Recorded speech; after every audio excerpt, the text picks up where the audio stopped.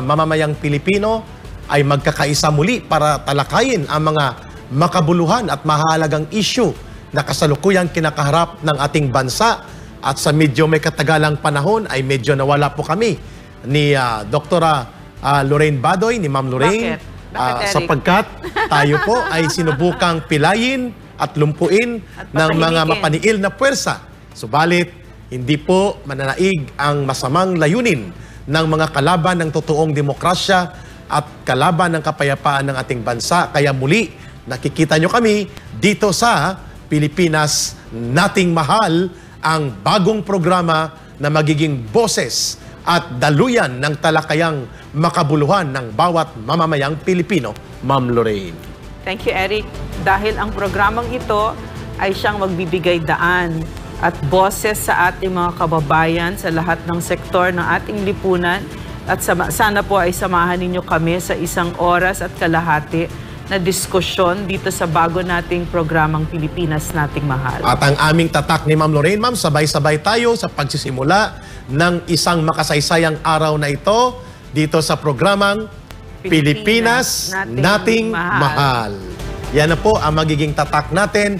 At ito po ay makikita at mapapanood sa ating live stream na Pilipinas Nating Mahal with Ka Eric and Ma'am Lorraine Badoy bawat umaga 10:30 in the morning to 12 noon, Monday to Friday pa rin tayo sa SMNI, www.smninewschannel.com at ang Pilipinas Nating Mahal YouTube channel at ang Pilipinas Nating Mahal Facebook page.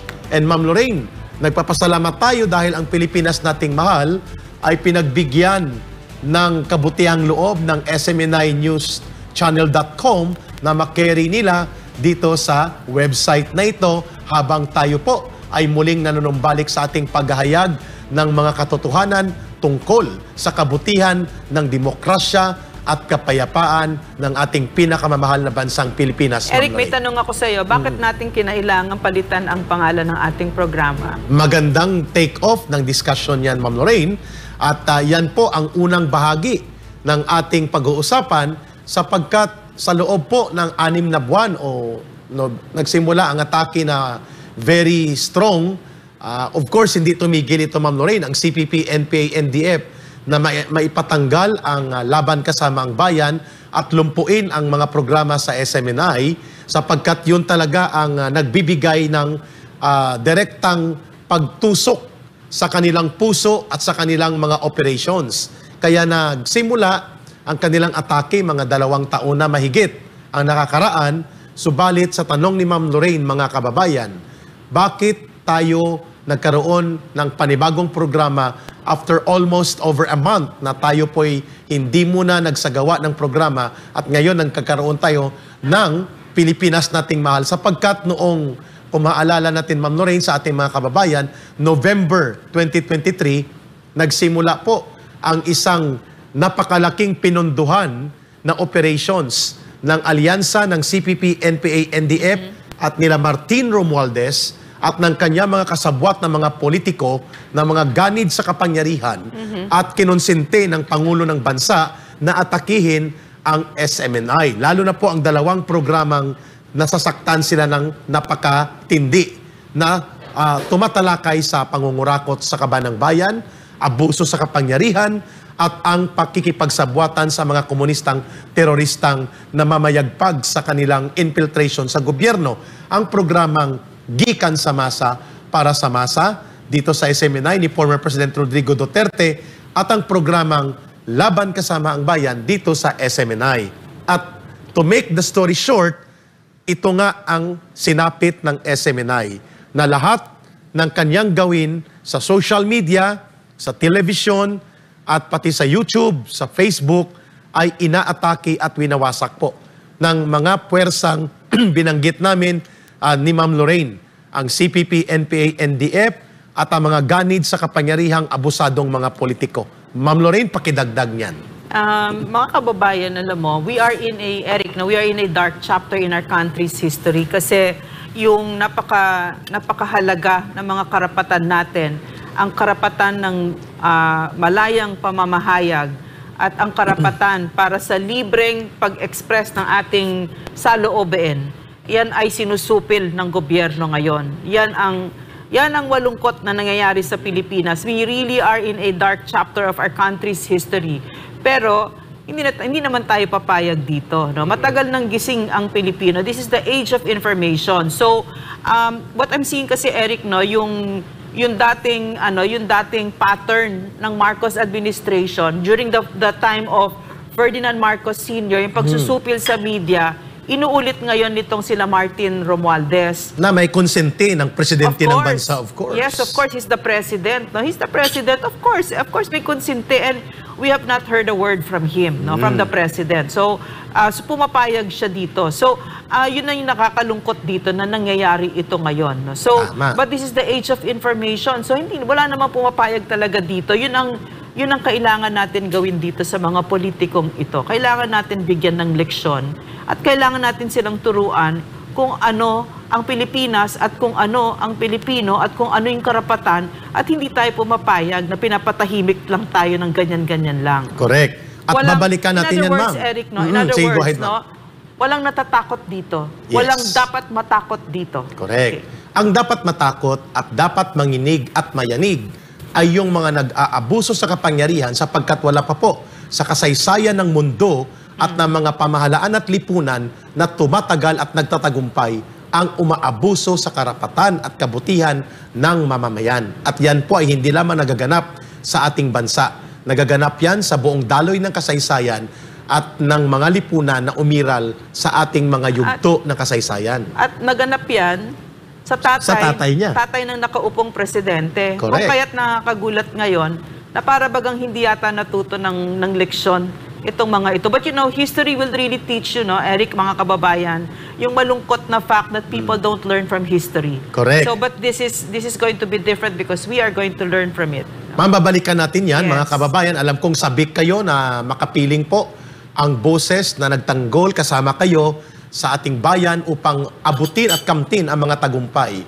Laban po sa mapangwasak na organisasyon ng komunistang teroristang CPP, NPA, NDF at nag-elevate tayo o mga tayo papunta sa pagtatanggol ng kabutihan at karapatan ng mga mamamayang Eric, Pilipino. pwede bang patanong muna? Patanong. So, ano ang role na ginanap ng CPP, NPA, NDF dito sa pagpapatahimik sa SMNI at sa mamamayang Pilipino? Ano yung role nila dito? Sila po ang naglunsad ng tinatawag na trigger operations. Sila po ang naging instrumento for special operations.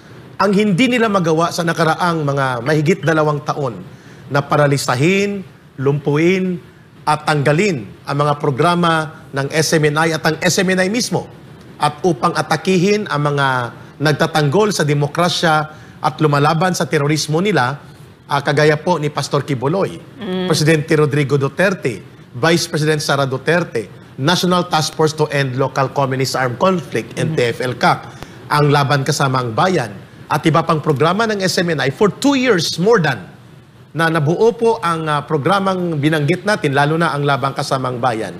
Hindi nila magawa, Ma'am Lorraine, na lumpuin at mawala at itakwil ng taong bayan ang programang minahal at niyakap ng sambayan ng Pilipino.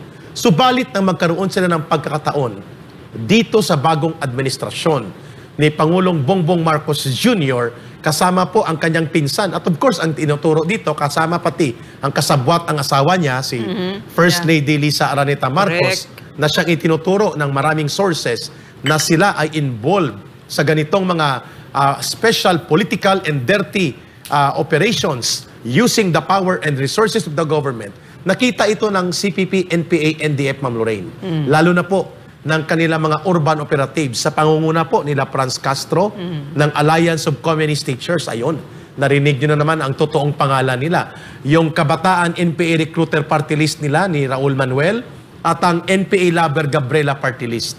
Ito po, sila ang pasimuno ng kaguluhan at panunulsul kung saan ang mga kasabwat na politiko ni Martin Romualdez bilang Speaker of the House at birador ni Bongbong Marcos Jr. na siyang tagalatigo at tagalatay ng mga atake ay ginamit nila hindi lamang para atakihin si Sara Duterte bilang Vice Presidente at ang former President Rodrigo Duterte, kundi pati na ang buong SMNI. At nakapag-recruit pa sila, Ma'am Lorraine, ng isang kaalyado sa Senado, si Risa Hontiveros. Aasahan. At kaya nga, nakikita nyo, magkakaroon kami ni Ma'am Lorraine, maya-maya lang, ang unang bahagi namin sa paglulunsad nitong Pilipinas Nating Mahal ay magkakaroon kami ng autopsy report analysis or post-mortem analysis. Ma'am Lorraine, hold our fire muna kasi ilalahad natin ang ating umaatikabong balitaktakan sa araw na ito.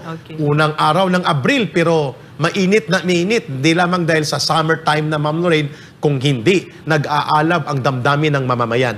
Narito po ang mga tatalakayin namin ni Ma'am Lorraine dito sa Pilipinas Nating Mahal, maiden episode for April 1, 2024. At ito po'y huwag kayong umalis at huwag po kayong mag-alala kasi babalikan namin yung una naming tinalakay, ang post-mortem analysis or autopsy report analysis. Anong nangyari dito sa sabwatan ng CPP, NPA, NDF at paano nila nilupig at binusalan at sinira at winasak ang mga institusyon ng demokrasya, kagaya po ng malayang pamamahayag at malayang pagpapahayag. Ito na po muna ang ating mga punto de vista sa tatalakayin natin na bibigyan namin ng pagpapaliwanag ni Ma'am Lorraine.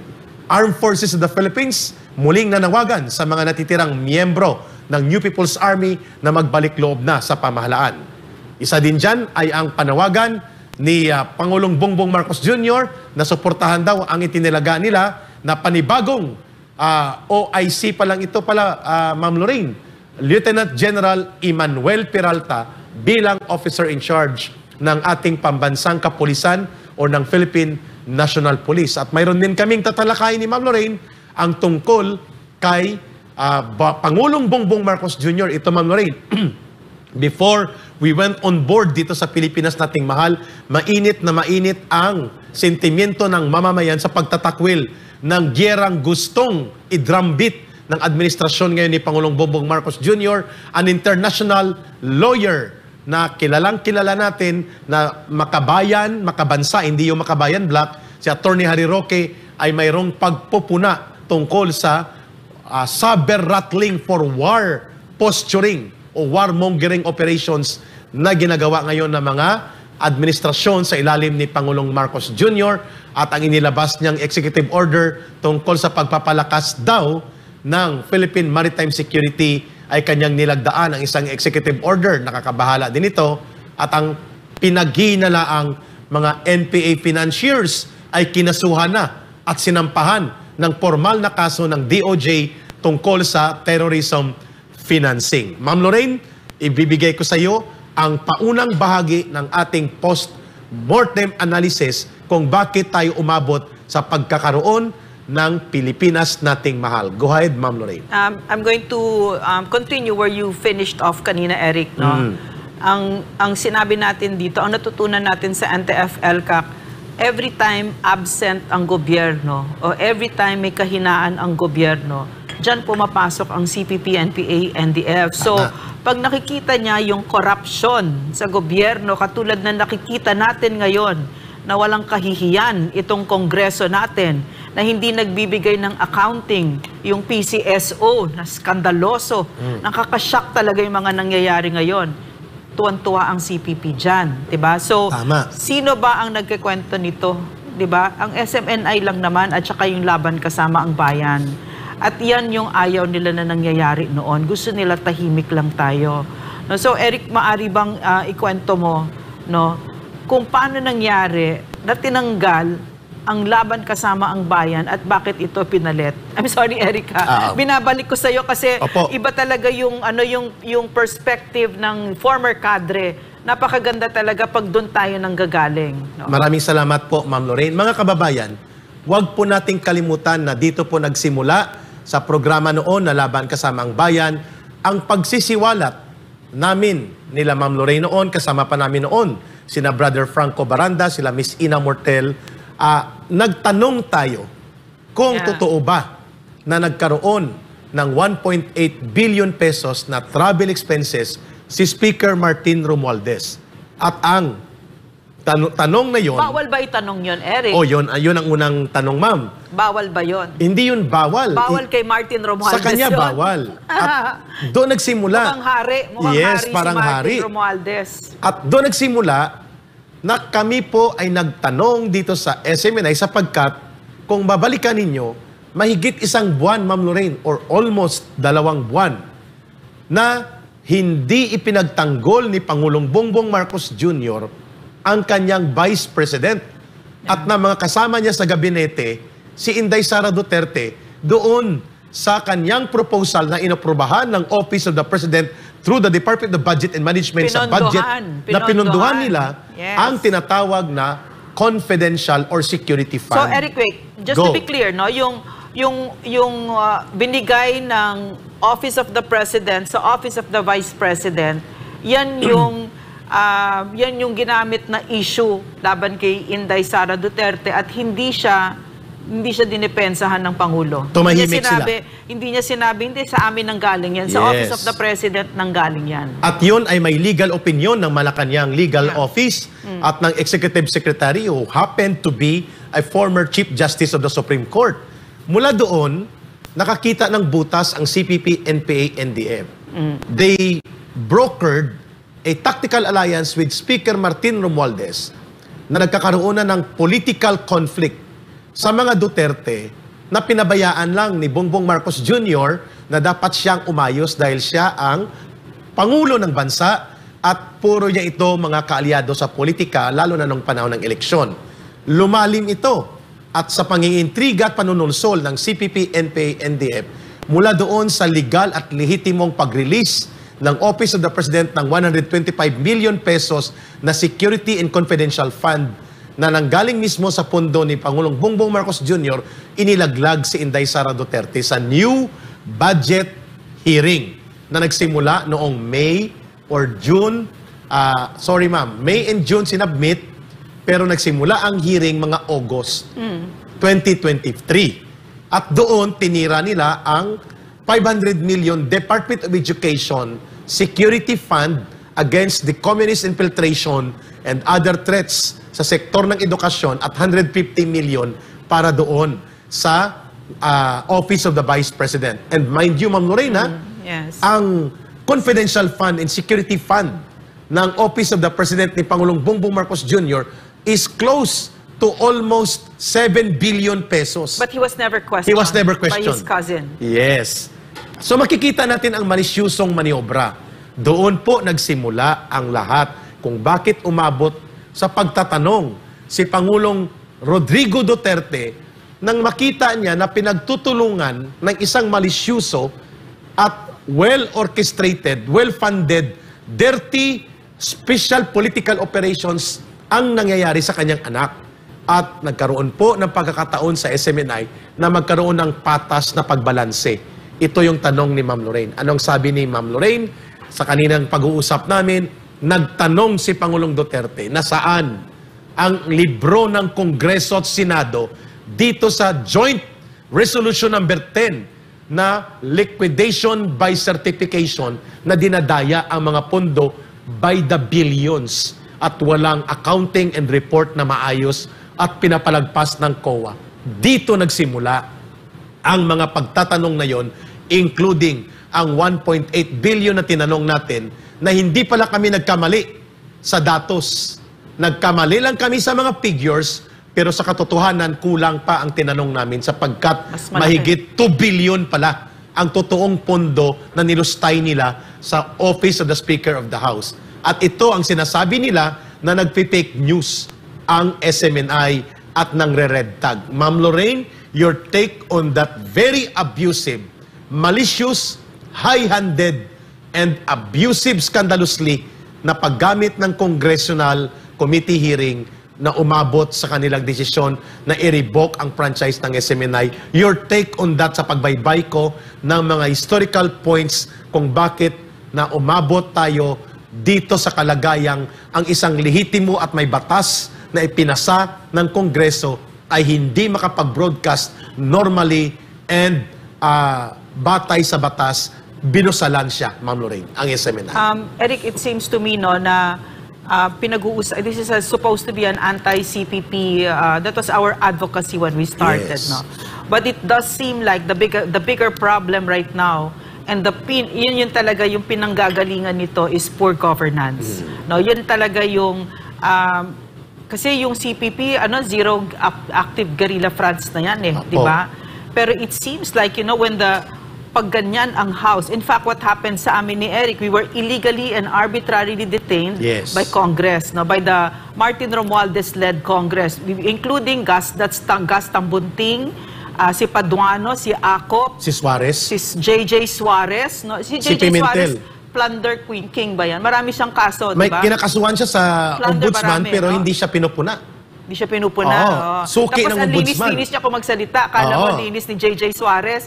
JJ Suarez, ang dami mo palang kaso. And then si Stella Kimbo, si Migs Nograles. Migs Nograles, si Dan Hernandez. Dan Hernandez. Yeah, so why are we, and also si Abante. Si Abante. Why are we mentioning these names? Of course, kasama dyan si Castro, si Franz Castro, Raul Manuel, Arlene Rosas. Why are we mentioning these names? Why do we go to all the trouble? Because there is an elections coming up, 2025.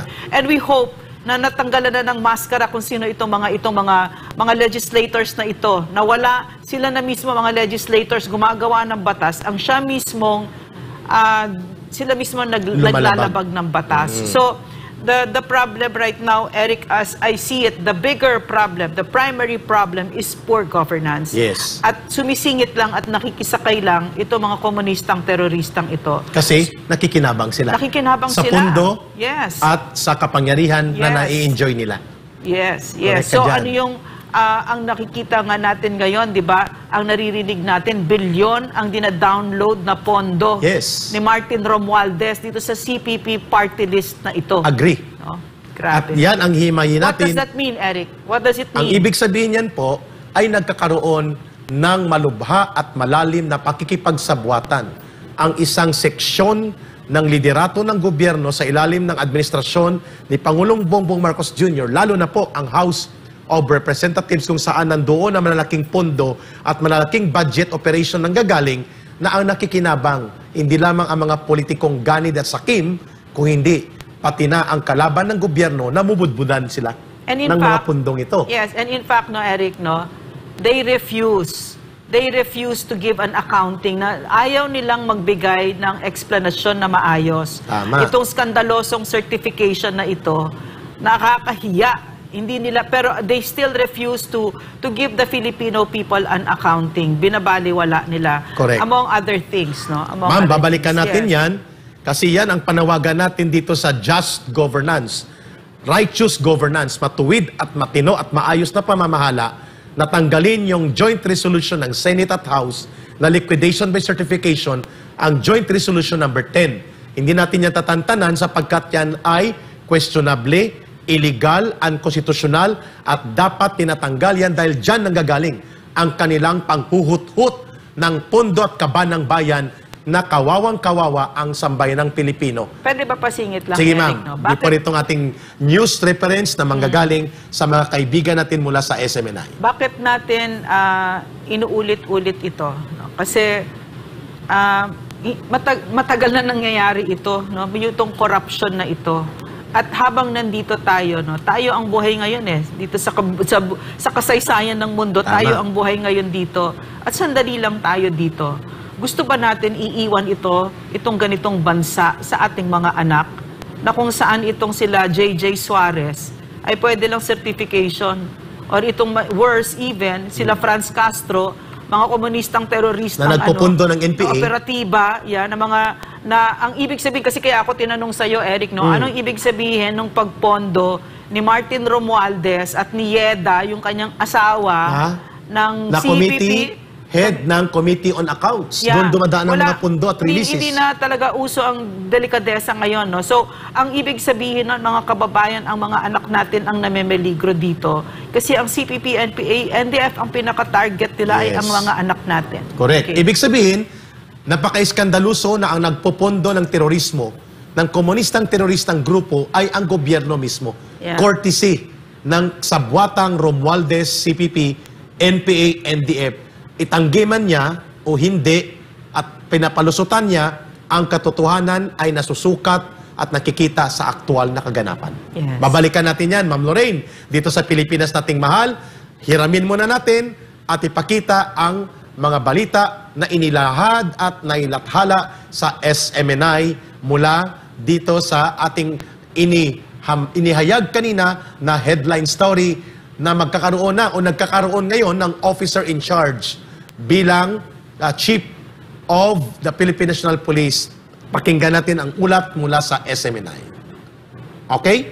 Abang aayusin ng ating technical support sa Pilipinas nating mahal. Ba't may pa OIC pa? Oo nga no? Bakit di nilang idirekta? Ibig sabihin, may inaantay pa? Parang yung tingin ko tuloy sa President, weak leader. Parang hindi siya Hindi marunong magdesisyon. No? Lagi na lang OIC muna. Diba? Diba? I mean, honestly. Correct. No? Kasi there's a big difference There's a big difference sa moral ng isang institusyon kapag ka ang nag-head sa inyo ay OIC lang. No? So, nag-aabang kayo. Limited In fact, powers yun. Limited powers siya kasi hindi siya pwede mag-sign ng certain documents. Correct. No? And you're waiting. No? You're waiting for a more permanent leader. No? So, it affects the morale and of course the performance. And the entire organization is on the hanging of the balance. Ibig sabihin po mga kababayan, may naglalabi. Hindi Bongbong Marcos yun. May naglalabi. Hindi pa natapos ang labing. Pero it doesn't seem like the President knows the difference between OIC and a real leader because he keeps doing it From the very start. It took us about a year before he could give us a DOH secretary. Mukhang hirap na hirap siya. He's a very weak leader. Sa Department of Agriculture. Yes. Isa din yun. Mahigit isang taon hinawakan niya, inakapasiti na concurrent na para bagang walang matitino at mabubuting mga lingkod bayan na may kaalaman sa agriculture. May na-accomplish ba siya? Lumala from 41 pesos ang bigas nang umalis si Pangulong Duterte noong 2022 July 1, ang pinakamataas na bigas per kilo ay 41 pesos. Nang hinawakan ni Pangulong Bongbong Marcos Jr. ang Department of Agriculture, ang kanyang accomplishment ay naging 68 to 75 pesos per kilo ang bigas, imbis na 20 pesos per kilo na kanyang ipinaromisa at ang kanyang pinangalandakan sa kampanya, at mula sa 150 per kilo ang sibuyas ay umabot ng 800 pesos. And Eric, worse to me is that there are whispers of corruption involving his wife. Yes. And it's not being addressed. Tahimik lang. As usual, he's quiet. Parang hindi niya kayang mag-explain sa taong bayan. Wala bang tapang itong president na ito? Sige. Is he still fit to be president? Hindi niya kaya yung ganyan. So, hindi man lang mag-explain, di ba? Na merong ganyang whispers of corruption. Hindi na nga whispers, sumisigaw na nga. Oo, naghuhumiyaw na mga apparent patterns of conduct of corruption. Halimbawa, bago natin na hiramin itong reference news from SMNI na kaibigan natin, kahit tayo po ay bumuo ng bagong programang Pilipinas Nating Mahal, hindi po maitatanggi, mga kababayan, na itinago nila at nabuking na lang later on ang 27 billion pesos na ayuda ni Martin at ni Bongbong at ng kanyang grupo sa DSWD at sa DPWH 140 billion pesos na ang pwedeng magpa-release lamang ay kapag ikaw ay kabarkada at kasabwat ng speaker. Eric, I'd like to read something na nakuha ko from one of our followers. Okay? Sige. Sabi niya, I spoke to some of our politicians na sobrang-sobra na daw ang pagbibigay ng ayuda. Buhos kung buhos daw. To the point na nag-iisip na sila kung ano-anong sektor para ma-justify yung ayuda. Di pa nga ubos yung first tranche, may second tranche na. Correct. Talagang sinusubuan nila yung mga tao ng ayuda. Yan po ang mga gawain na wala po kaming tutol sa ayuda. Kung ang layunin ay para maampat ang paghihirap at kakulangan sa buhay ng mamamayan. Pero kung ang ayuda ay ginagamit para lituhin, linlangin, at bilhin ang loyalty ng taong bayan sa isang proyektong nakakaduda ang direksyon, lalo na ang People's Initiative at ang pananatili sa poder, term extension, at ang kanilang pagkakaroon ng maniobra sa saligang batas, at para malito at malinlang ang taong bayan ay bubuhusan nila ng ayuda, yan po ay immoral. sapagkat niloloko mo na at niluluto sa sariling mantika ang taong bayan. Hindi nyo pera yan, pondo ng mamamayan, dapat ginamit siya sa pangmatagalang solusyon. Hindi sa band-aid na ayuda nila. I also think, Eric, na yung mga ganyang klaseng ayuda is a sign of incompetence. No? Hindi mo alam ang trabaho mo at hindi mo alam kung paano magsilbi sa taong bayan. Correct. 500 billion para sa ayuda. How much did we spend for the pandemic? 230 billion. Kung alam mo, kung ikaw ay isang lingkod bayan na excellent executive ka, alam mo kung saan dadalhin yan para ang buong bansa ay aandar. Correct. Infrastructure. Modernization of agriculture. Yes, the modernization of agriculture. Diba? All of that. Marami. Schools, health centers, ibigay mo yan sa barangay development program at bubuti ang Pilipinas niyan. Pero sila, kasi itong mga politiko, napansin ko lang itong mga politiko na one trick ponies, ang alam lang nila puro pera, no? Bili ng mga boto, bili ng taong bayan, yan din lang kasi ang kaya nilang, hindi talaga sila nagsisilbi, kaya hindi nila alam paano magsilbi sa taong bayan. Kaya kung titignan mo, for instance, ang Tacloban, ang pangit, no? Talagang napag-iwanan. Ito, magtatanong tayo, Mama. May balita tayong natanggap. Yes. Na isang 3 kilometrong kalsada lang, 3.1 kilometers na kalsada, pinondohan ng mahigit 3 bilyon. 1 billion per kilometer. How much is it really? Kung ito ay totoo at naganap at we are getting records from DPWH na hindi nila dapat itago ito, nakakaduda ito kasi ang Barangay Development Program, road programs, ma'am, na 10 million is already can construct around 3 million. 3 kilometers na kalsada, 20 million. Pwede ka na mag-construct. Paano nagkaroon ng kalsada sa Leyte, diversion road daw ito, na nagtatanong ang taong bayan, o ipapatawag nyo naman ang Pilipinas nating mahal. Let's go. Wala nang kinalaman ng SMNI. Doon kami na lang ni Ma'am Lorraine ang ipapatawag nyo. Pero, questionably, sa distrito ni Martin Romualdez, 3 billion mahigit sa isang 3 kilometrong kalsada, yun po ang tinatawag nating iskandalusong mukha ng pangungurakot. Hindi natin sinasabi na kurakot si Martin Romualdez. Ang sinasabi natin, kung totoo ito ay mga apparent indicators and apparent pattern of corruption na ang kanyang pinapalabas, hindi lang ayuda, kung hindi pati na ang mga maanumaliyang mga kalsada. Yan po ang tanong ng taong bayan. So kung hindi mo gusto na tanungin ka, hindi ipaliwanag mo ito kung mali kami o hindi. Itong kumakalat ngayon sa social media na 3-kilometer road diversion project with 3 billion mahigit na pondo. Ma'am? Or baka Eric, si Pharaoh siya, papahuli niya tayo kasi bawal na naman magtanong. Si Pharaoh ka ba? Ikaw ba may-ari ng Philippines? Ikaw ba may-ari ng Galaxy? Diba? Wow.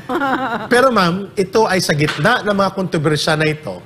Mayroon tayong balita na gustong i-share sa programa nating Pilipinas Nating Mahal at tingnan natin at nakakabuti na magbibigay kami ng analysis ni Ma'am Lorraine dito po sa balitang ito mula sa SMNI na isi-share natin. Sa gitna ng tumitinding tensyon sa mga pinag-aagawang teritoryo ng bansa, hindi po tumitigil ang Armed Forces of the Philippines sa kanilang panawagan na ang mga natitira pang miyembro ng teroristang grupong New People's Army at pati na sa Communist Party at sa NDF magbalik loob na ng totoo at sincero sa pamahalaan. Tingnan natin ang balita ng kaibigan natin mula sa SMNI na si Almar Porzuelo. Muling nanawagan ng Armed Forces of the Philippines o AFP sa mga natitirang kasapi ng teroristang New People's Army o NPA na mag-isip at ikonsidera ang pagbabalik loob sa pamahalaan. Sa isang pahayag muli sinabi ni AFP Chief of Staff General Romeo Browner Jr. na ang armadong pakikibaka ay walang magandang maitudulot kundi paghihirap at pagkakawatak-watak. Binigyang diin pa ng General na ngayon ang panahon upang tigilan na ang paulit-ulit na karahasan at yakapin ang kapayapaan at isuko na ng mga ito ang kanilang mga armas. Ginawa ng General ang naturang pahayag sa kakatapos lang na anibersaryo ng NPA kasabay ng Semana Santa. Anya ang oportunidad na muli makabalik sa sosyudad at makapili ang kanilang mga mahal sa buhay upang maging produktibo ang naghihintay para sa kanila. Ang panawagan na yan ng AFP ay sa kabila ng patuloy na paghina ng komunistang teroristang grupong CPP, NPA, NDF. Kaugnay nito na una nang inihayag ng National Task Force to End Local Communist Armed Conflict or NTF-ELCAC na wala ng aktibong guerrilla front ang Pilipinas. Ngunit meron na lang itong 11 weekend o mahinang guerrilla front sa nasabing bilang 5 sa Luzon, 3 sa Visayas at 3 naman sa Mindanao. Samantala kasunod nito ay pinaalala ni General Browner sa mga Pilipino na maliban sa banta sa panloob na seguridad ng bansa ay ang hamon naman sa panlabas sa seguridad ng Pilipinas. Sa huli-muling nanawagan ng AFP ng pagkakaisa sa pagkamit ng kapayapaan at progreso para sa bansa. Okay. So maganda po ang balita na yon. At nagkakaroon tayo ng tuloy-tuloy na paglalahad ng intensyon ng Armed Forces of the Philippines, Ma'am Lorraine, na magkaroon ng totoong kapayapaan dito sa ating bansa sapagkat nananatili po kami ay naninindigan, hindi po ang pananakop ng China ang banta sa seguridad natin. May iba kaming pananaw. Ang totoong banta ay ang panunumbalik o ang pagpapanumbalik kung papahintulutan ng gobyernong ito na makarebound at makarecover ang CPP, NPA, NDF na nagwasak ng ating bayan for the last 55 years. Hindi po tayo inagawa ng teritoryo ng China. Hindi totoo na inagaw ng China ang teritoryo natin o ano pa mang lupain ng bansang Pilipinas. Hindi rin tayo inagaw ng China upang patayin ang mamamayang Pilipino, kagaya ng ginawa ng Amerikano sa kasaysayan natin. Real talk lang tayo. Ang ginawa ng China, binaha nila tayo ng siupaw, siumay, at mga chop suey, at mga pagkain na kanilang kinokontrol sa mga restaurant. Bakit namin binanggit ni Ma'am Lorraine yan? Kasi yan po ang isang pupuntuhan namin sa Pilipinas nating mahal, ang panawagan ng sambayan ng Pilipino ng no to war. At hindi dapat nating payagan ang magdesisyon lang ay si Pangulong Bongbong Marcos Jr. at mga politiko na kasabwat niya para sa buhay at kinabukasan ng mamamayang Pilipino at ng bansang ito, Ma'am Lorraine. May I just make a correction, Eric? No? The President has already named Police Major General Romel Francisco Marbil as the 30th Chief of the PNP. May bago na. Yeah, hindi na siya OIC. Oh. So our apologies to the President. And thank you so much for giving us a very clear leader of the PNP. Ma'am, can you repeat the name, please? Okay. The new Chief of the Philippine National Police is Police Major General Romel Francisco Marbil. He's the Marbil. 30th, yes, Marbil. Marbil. Yeah. Okay. I think this is class 92 of the Philippine... 91. He's class 91 of the Philippine Military Academy. PMA 91. Okay. So, thank you, Pangulong Thank you, Bongbong Marcos President. Jr. Yes. At napakalakas ng Pilipinas nating mahal at in just a few minutes, narinig mo ang panawagan namin dito na hindi dapat OIC ang nilalagay. Oh, maraming salamat kasi mahalaga ito. No? This is the Philippine National Police. So we really need a good leader. So thank you, Mr. President, for and I apologize. You're not a weak leader in this point. Correct. In this point. At kami po ay pumupuri at nagbibigay ng pagtutuwid kung kinakailangan, pumupuna din. At nagbibigay ng tamang kritisismo na matuwid para sa interes ng mamamayan. Yan po ang Pilipinas nating mahal. Kami po ay nagsusulong ni Ma'am Lorraine ng interes ng kapayapaan at demokrasya, pangsiguridad at pangkaunlaran. Doon po iinog at iikot ang talakayan dito sa Pilipinas nating mahal. So congratulations kay General Romel Marbil. Marbil, yeah. Ang spelling niya, ma'am, is M-A-R-B-I-L.